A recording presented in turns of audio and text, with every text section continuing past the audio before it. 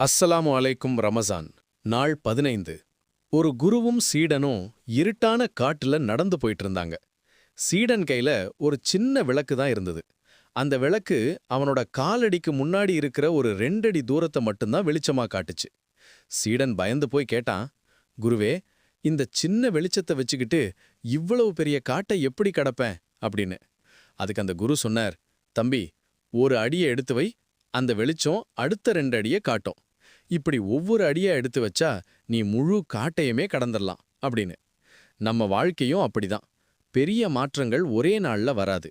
இந்த ரமசான்ல நாம செய்யற ஒரு சின்ன தொழுக, ஒரு சின்ன தர்மம், ஒரு பொய் சொல்லாம இருக்கிறது, இது எல்லாம் அந்த சின்ன விளக்கு மாதிரி. ஒவ்வொரு அடியா எடுத்து வைப்போம், அல்லாஹ் நம்ம பாதையை வெளிச்சமாக்குவான்.